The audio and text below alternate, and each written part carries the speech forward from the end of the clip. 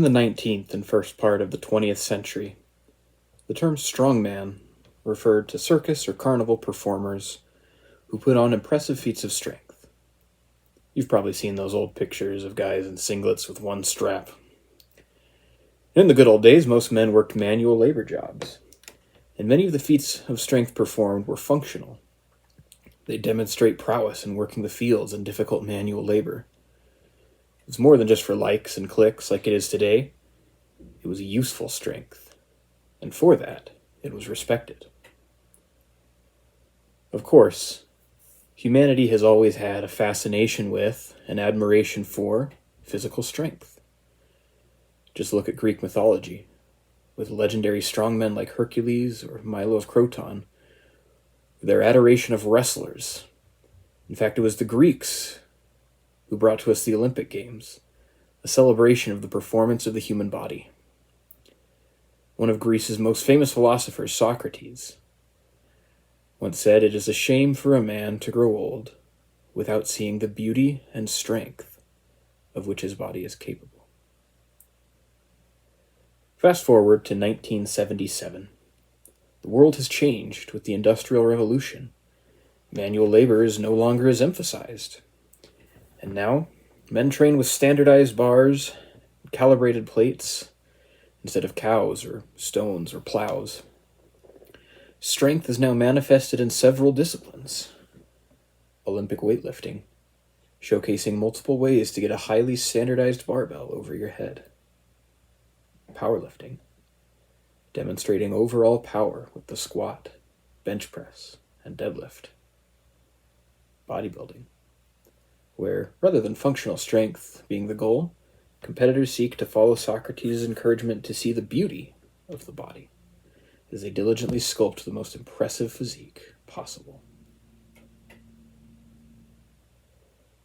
It was in 1977 that CBS decided to put on a TV show to determine the strongest athlete across all of these disciplines.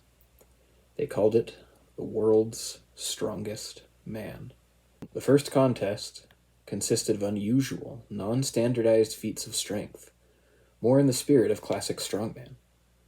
Naturally, all the competitors were from the United States, similar to how the Kansas City Chiefs defeated only American teams to become the world champions last week.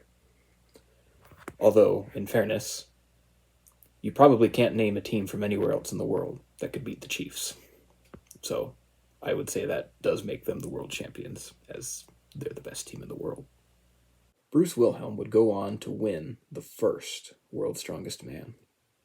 The competition has been repeated every year since then, and as time has gone by and its popularity has increased, the dynamic has shifted from competitors being primarily participants of other sports, doing a gimmicky TV show for fun, to now training solely for strongman. Poland's Mariusz Pudzianowski holds the record, having won the title of World's Strongest Man, an impressive.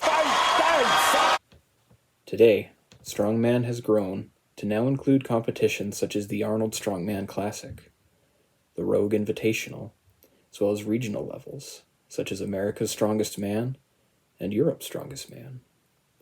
The sport has also expanded to include weight classes and women's divisions, as well as teens and masters divisions.